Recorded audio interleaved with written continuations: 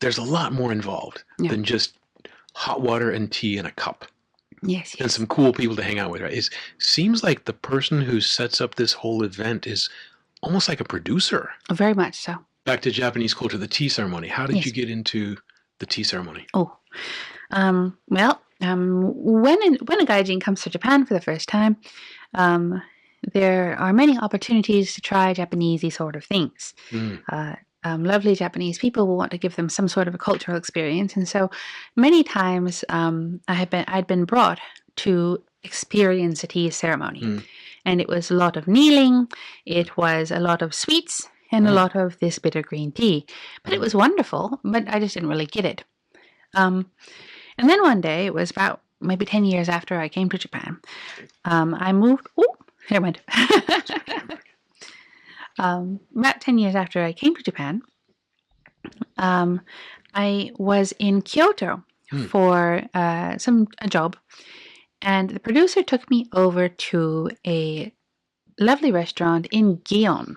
mm, And after the meal, we had the proprietor of the restaurant came out, and he brought this bowl, or no, sorry, not even a bowl. It was this tray of tea bowls, mm, and had like 6 of them on there. And what he did is he asked us to choose a tea bowl. And I'm like, all mm, right. And so I chose a tea bowl, and put it, and it was like this one.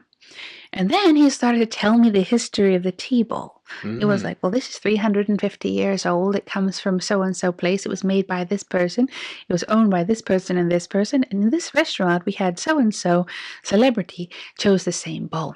Mm. And I was quite interested. And I was like, really? I was like, what about this one over here? And I pointed to it, and it just rattled it off. He was, well, this one knows this place, and this is this kind of a bowl, and this and this.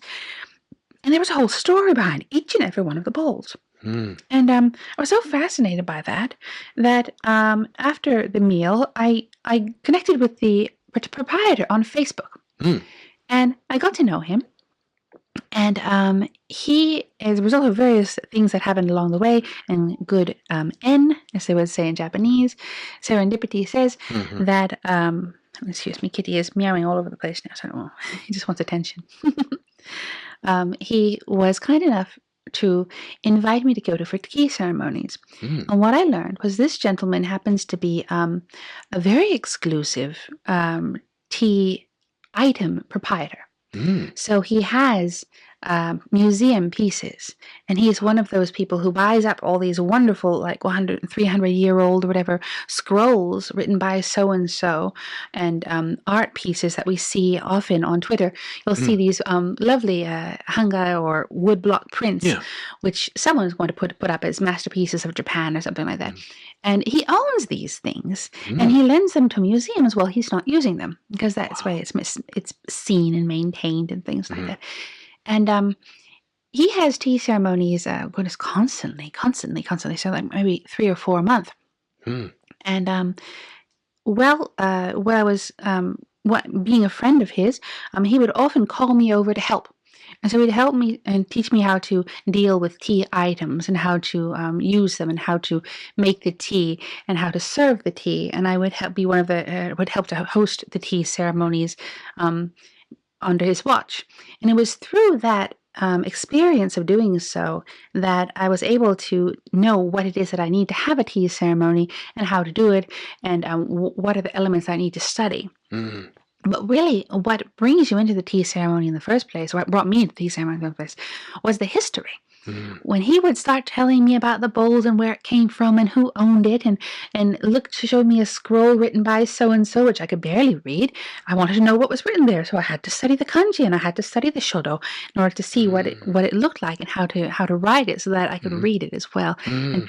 it started to branch out into all these things that you want to know more about so that you could understand and control it yourself, Mm. right? And so that's a never-ending process, and it all started just because I met the right person at the right time who told me the right kind of story that opened up my mind to the idea of Ah. tea. And Yeah, and serendipity, it right? is. Nice, nice. So it's not just so coming from America where, you go into McDonald's and get a cup of coffee or something, um, uh, I thought it was kind of silly, right? Oh, Mm, they got this old thing that they stir the tea with, but yeah, there's a story behind that, Yeah, right? And there there's is. somebody who used it. Maybe somebody Mm. famous or somebody's great grandmother, or Yes. right. And that seems to be what makes it so special, is that the the history behind it, and Mm. and like you said, you discussed this on a Twitter space a couple weeks ago, that it branches out, Yes. like you said, into the calligraphy, into the implements, into the tea, Mm. right? And my very, very minuscule knowledge of tea is like the time that it's harvested, the way Mhm. it's roasted, but also the type of leaf and the location on the plant Yes. changes the flavor. Is that right? Well, kind of branching out from that and including that, what's important about every single tea ceremony, it should be a movie. Hmm. And what I mean by that is you're choosing every piece of art very, very deliberately. So why this particular cup? Does the cup symbolize anything? Does it have a name which is significant? Was it owned by anyone significant? Does it belong to this particular season? And if not, then why is this particular cup being chosen? Or the bowl on which I'm sorry, the lacquer, whatever it might die, which it would be placed on, or this particular tea. Why are you using this particular tea? What is significant about it? Is it in the name of the tea? Is it when it was harvested? The tea sweet too is not arbitrary. It's also very deliberate. Why is this one being chosen, and why is it here now? That plus the actors in the film, which would be the other guests. The guests are put together very deliberately, and they're chosen very deliberately. And the reason for that is each and every one of them will know what this tea scroll means. They will know what this bowl represents. Or they'll know why this particular, it's called a temae, the method of tea making is going to change based on, a lot of different factors, but why the temae is done in this particular way. And it's not always set out there. It's not always set out there like the title of the movie. This is Die Hard, right? Instead, what you'll get is you're going to get John McClane sitting over there, and you're going to get it's going to have a scroll by Nakatomi, Yep. and you're going to have, I don't know, I can't remember all these things. An elevator shaft. An elevator shaft. It could have an It's gotta elevator be in shaft in there. there. It could be an elevator shaft, and then it's up to the guests to guess. Oh, Die Hard, right? So we're supposed to figure all that out based on the clues that are given to you during the tea ceremony. And every single tea ceremony should be like that. So why this particular tea as opposed to another tea? This is all part of the game that is the tea ceremony. So there's a subtext going on. There should always be one. A proper tea ceremony will have one. So if you're used to being in the States or the West, and you go in and get a cup of coffee in a paper cup, Yep. and walk out, you can get that 24/7 year round. Yes. Tea is different. Tea is different, very different. Now, I've had a hard time explaining this. I talked in one of my videos about how it might take 10 or 20 years to become a sushi chef. And people said, well, just boil some rice, put some fish on it, and serve it. Like it should take a couple weeks to learn how to make sushi. It's like, no. You got to wash the dishes for years. You got to make rice, learn how to make rice. Got to learn how to sharpen the knives. Because if you don't understand the knife or what knife to use on what fish, and as an American, I came over, it's like, well, it's sushi, you dip it in soy sauce. Not every piece of sushi goes in soy sauce. Like unagi, right? It's already got the sauce, the tare, right? And so, just my Neanderthal brain is like, well, just dip it in soy sauce and chow down, right?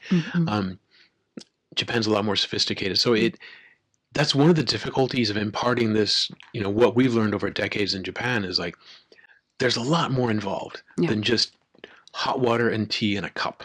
Yes. And some cool people to hang out with, right? It seems like the person who sets up this whole event is almost like a producer. Very much so. That's actually called, it's the shikishi. So it is, he is the producer. And he doesn't necessarily do the tea himself either. What he'll do during events like this or tea ceremonies like this is he's going to sit off to the side and he will talk.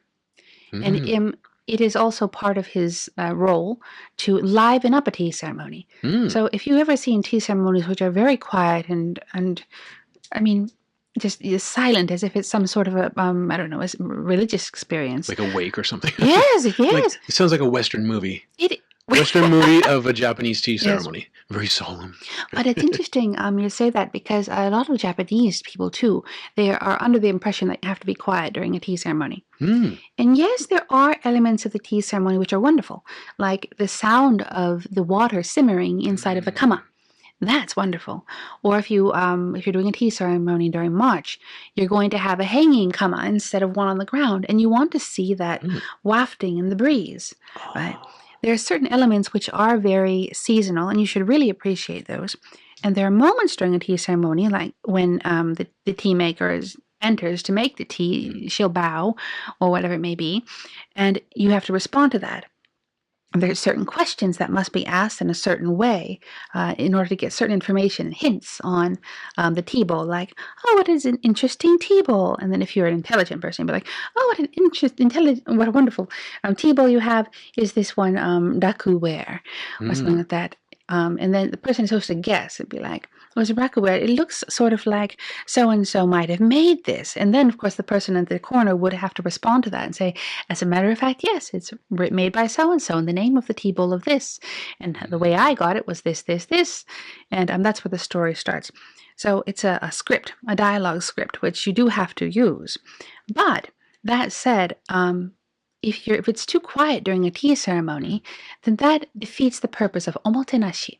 Oh. And the omotenashi is the making the guests feel comfortable, making them laugh, making them smile, making them look at the tea bowls and enjoy themselves. If they don't have that, and if you see people being staunch and sitting up in a strange way and looking uncomfortable and wondering if their toes hurt or not, that means you're a bad host. So that balance is what a practiced tea practitioner will be able to cover. Hey, if you enjoyed that clip, you can watch the full podcast right up here, or you can see some more clips right about here.